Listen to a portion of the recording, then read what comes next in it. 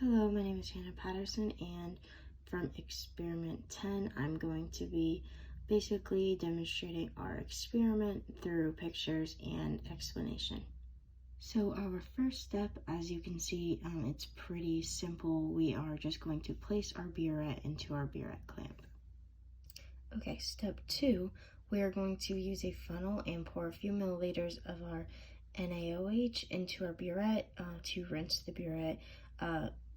Once it is clean, we are going to empty the solution through our stopcock into the waste beaker, as you can see down here, and this is going to be repeated 2 more times. All right, step 3, we're going to fill the burette with new sodium hydroxide.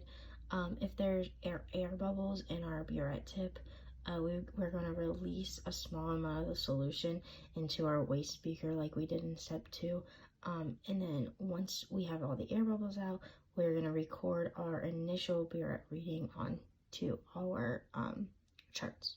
So for step 4, we're going to need 3 250 milliliter Erlenmeyer flasks. And what we're going to be doing is we're going to use a pipette bulb and pipette to transfer 25 milliliters of our unknown solution into our Erlenmeyer flask. So once we do that, we're going to mark the flask so we remember which portion of the unknown solution is in it. And then after that, we're going to transfer 2 more 25 milliliter of the solution to the 2 other Erlenmeyer flasks. Our 5th step is going to be add anywhere from 2 to 3 drops of our indicator solution to the first flask, and we're going to mix that around by swirling. All right, for step 6, we're going to start adding our NaOH from the burette to the Erlenmeyer flask, and being sure to swirl this mixture. So as our indicator begins to change color, we're going to have to slow the addition of our NaOH. So ideally, we want the initial color to change to the final color with the addition of 1/2 drop. So to do this, we add a 1/2 drop by allowing the drop to form slowly onto the burette tip, and then we are going to shut the stopcock before the drop is able to fall, and wash that drop into the Erlenmeyer flask with a little bit of deionized water. And after we finish that, we are going to record our final burette reading of NaOH.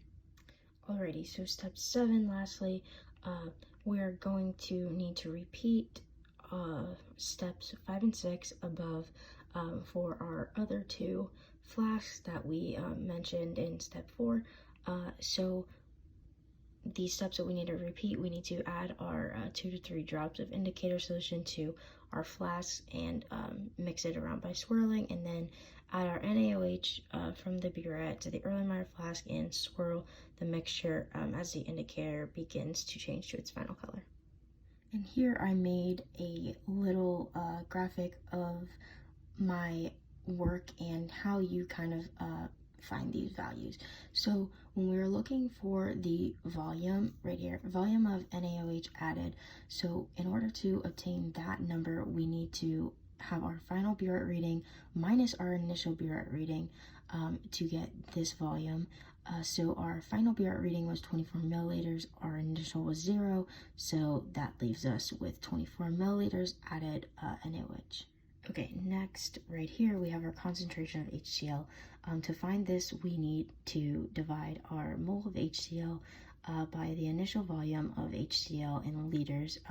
So as you can see over here, plugging these numbers in, we had 0.0024 mole HCl, and when we recorded our initial volume of HCl, we recorded it in milliliters. So to convert that to liters, which we need for our equation, 25 milliliters converts to 0.025 liters.